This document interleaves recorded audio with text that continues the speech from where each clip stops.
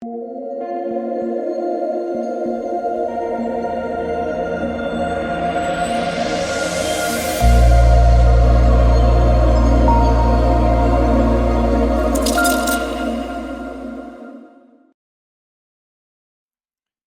right, I want to start this video off, guys, with saying I am by no means a WNBA expert. However, we have no sports going on right now. So this is really the only thing we got going this week. So I figured, why not make a video? Now, I did play WNBA DFS a little bit in the past, I think like 2-3 years ago. I did make a little bit of money, but like I said, I am by no means an expert. I will do my best to break this down, though. 2-game slate. If I mispronounce some of these names, just let me know in the comment section down below. But like I said, well, we got a 2-game slate and we got 5K to first up top. So if you do want to dabble in some WNBA DFS, just listen to this whole video. It should, help you a bit. So looking at the Vegas odds, so we have, it's weird, like WNBA games, I feel go like all day. So we have one game, a showdown slate at 10:30 a.m. and you have two late games at 9 and 9:30. So the two games on this slate are the two late games, and both games have a little bit of blowout risk. Las Vegas Aces, one of the best teams in the league. They're 11.5-point favorites with a 171.5 over-under.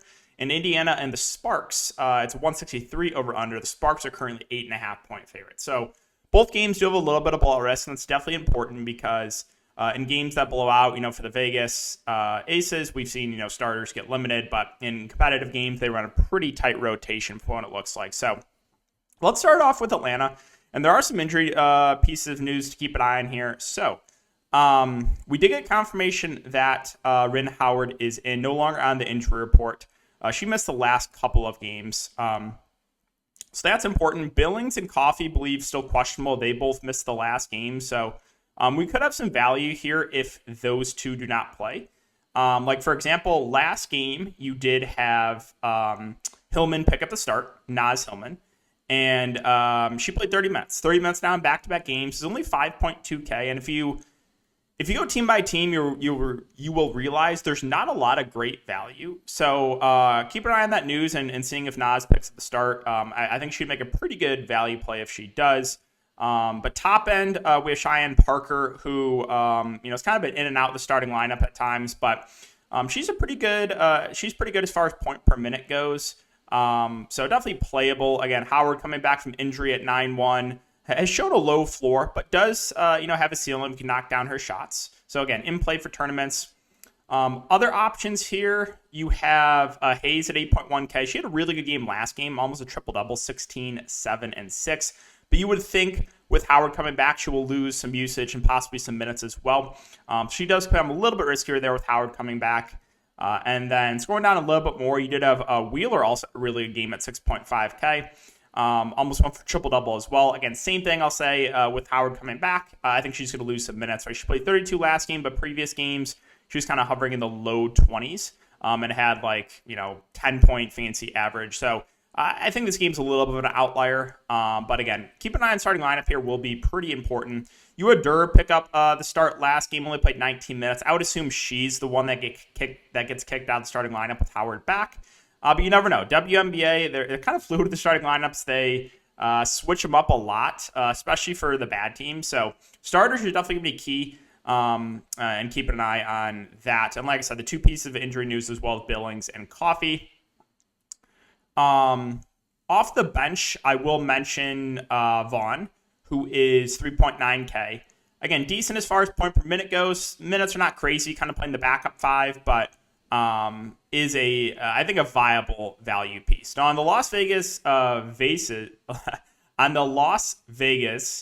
side, the Aces, I should say, they run a very tight rotation if the game stays competitive. So like, for example, their most recent game, they ran an 8-man rotation, giving a majority of the starters 30 plus minutes. You had Williams play 22 off the bench. So if this game can stay competitive, there is a lot to like here. Again, there is just blowout risk. So at the top, you have Asia Wilson, 11-4, probably one of the better point per minute players in the WNBA.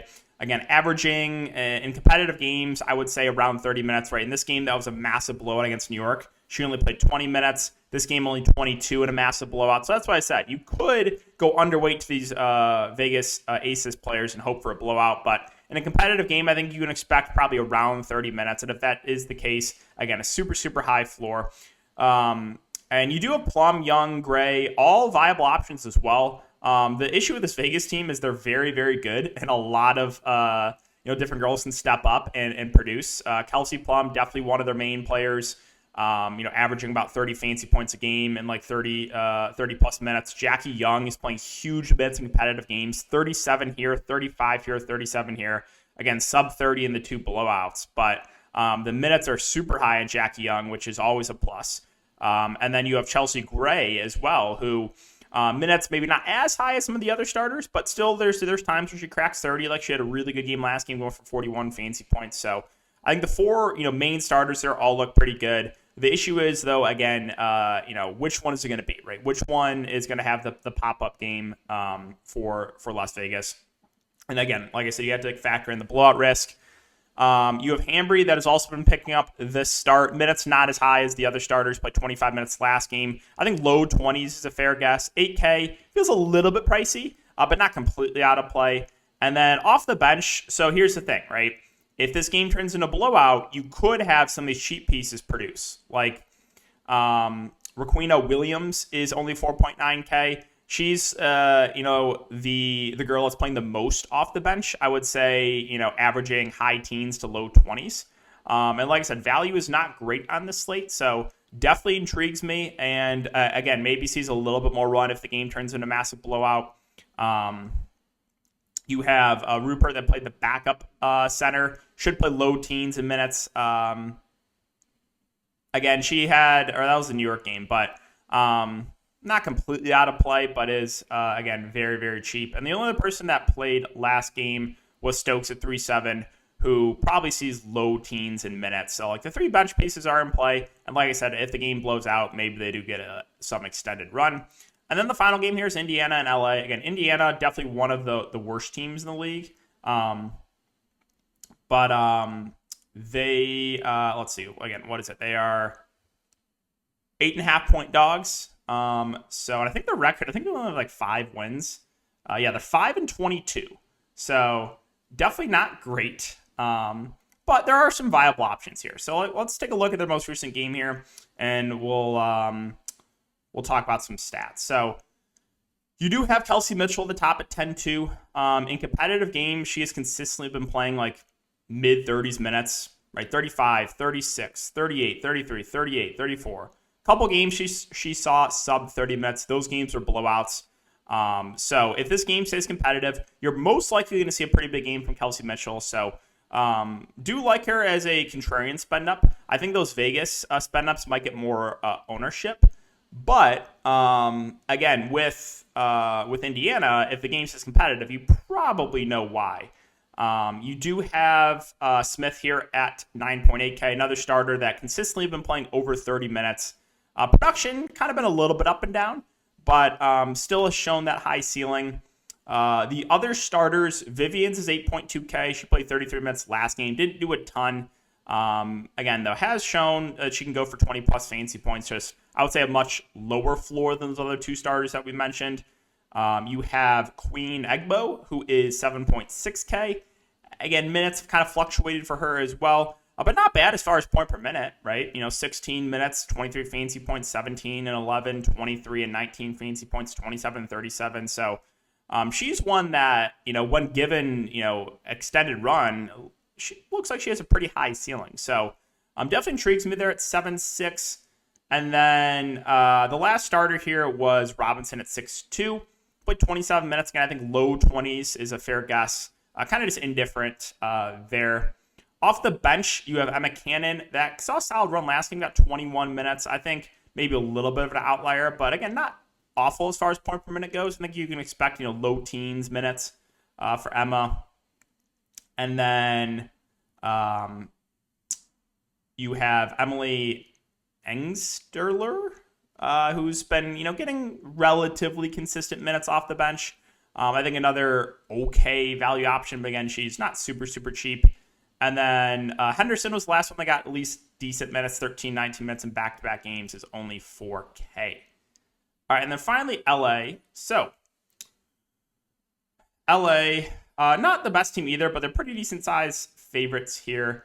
There are a couple pieces of news to monitor. So Liz Cambridge in the health and safety protocols. I would guess she's not going to be available for this game. That was 7/14 when she was placed in the health and safety protocols. So I'm guessing she's going to miss. And if that's the case, that's definitely going to open up some value here for LA. So again, we'll keep an eye on that. And then Carter as well missed last game. So we will monitor that one as well. But so last game when Liz Cambridge missed, you had Chinese. Okay, I'm definitely going to mispronounce this last name. Ogumike. I don't know how to pronounce it, but she was inserted in the starting lineup and played back-to-back games 32 and 30 minutes. And looks like she's a pretty solid as far as point per minute goes. So we'll keep an eye on that. But if she starts, definitely going to be a solid value there at 7K. And then you have Nanike. I'm not sure if they're related. I think they might be related. But same last name. Has been a consistent starter all year. And definitely one of the top options there. So both the Ogumikes are good options in my opinion. Again, probably mispronouncing the name there. You have Sykes here. Brittany Sykes is 8.6K. Been consistently playing, over 30 minutes. It's been relatively high floor. So I think she's a pretty safe play, assuming this game can stay competitive. Other options, Samuelson is 6.6K. So she got 29 minutes last game. Another starter that's been consistently playing around 30 minutes is a little bit cheaper. And I think a pretty solid value play. I don't think you can expect a ton, but minutes are relatively consistent for her. And I don't think she's going to kill you at that price point. And then Tolliver also picked the start. Only played 10 minutes the last game. And let's see. Looks like she's ruled out for Tuesday's contest against Indiana. She just doesn't have the out tag yet. So that could definitely open up some value. Maybe Jordan Canada moving in the starting lineup. She came off the bench last game. Did play 27 minutes. She'll play a lot at the point when she's out there. I remember a few years ago, I would play her a lot when she's on Seattle. But yeah, looks like, again, she could be in line for a lot more minutes. And if she is, 7.1K, another viable value option there for sure. Off the bench, there wasn't really a ton to mention, at least for last game. So, yeah, I think that's going to do it. Again, guys, like I said, I am by no means a WNBA expert. But if you do want to give it a try, I hope this video helps. Again, we'll keep an eye on starting lineup news. Obviously, that's going to be pretty important. But appreciate your support as always, guys. Really, really do. And I will see you all in the next video.